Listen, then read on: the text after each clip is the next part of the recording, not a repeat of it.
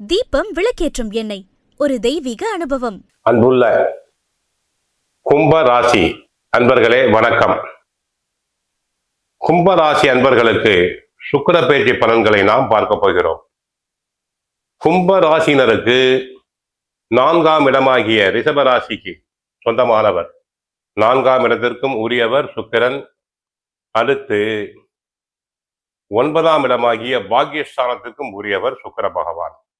அவர் தங்களுக்கு 6ஆம் இடத்தில் சேர்கிறார். சுக்கிரன் சம்பந்தப்பட்ட நோய் நொடிகள் வரலாம், சிறுநீரகத்தில் கற்கள் வரலாம், யூரினல் இன்ஃபெக்ஷன் வரலாம், பெண்களுக்கு பெண்கள் சம்பந்தப்பட்ட உபாதைகள் வரலாம்.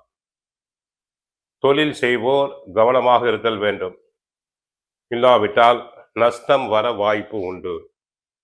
தொழிலில் தங்களுடைய நேரடி கண்காணிப்பு தேவை. தொழிலாளருடைய ஒத்துழைப்பு குறையலாம். தொழில் ரகசியங்களை பிறரிடம் சொல்லுதல் கூடாது. சுபகாரியங்கள் சற்று தடங்கலாகி தாமதமாகி பிறகு முடியலாம். ஐடி துறை அன்பர்களுக்கு வேலை இழப்பு உண்டாகலாம்.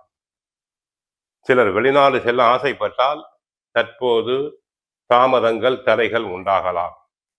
திருமண முயற்சிகளில் தடைகள் தாமதங்கள் உண்டாகலாம். ஏற்கனவே தங்களுக்கு 7.5 சனியில் குடும்ப சனி நடைபெற்று கொண்டிருக்கிறது. தற்போது கலஸ்திரகாரகன் சுக்கிரனும் 6ஆம் இடத்தில் இருப்பதால் மனைவி கலத்திரம் அமைவதில் சற்று தடைகள் தாமதங்கள் தாராளமாக வரும். சுக்கிரன் சம்பந்தப்பட்ட தொழில்களை செய்வோருக்கு தொழிலில் நேரடி கண்காணிப்பு தேவை. சிலர் அழகு பொருட்கள், அழகு சாதனங்கள், நவீனகரமான பொருட்களை வாங்குவதில் பண செலவுகள் உண்டாகும். அடிக்கடி வாகனம் செலவு வைக்கும். பெண்கள் பியூட்டி பார்லர் போன்ற இடங்களுக்கு சென்று வந்து வீட்டில் கணவருக்கு செலவு வைப்பர்.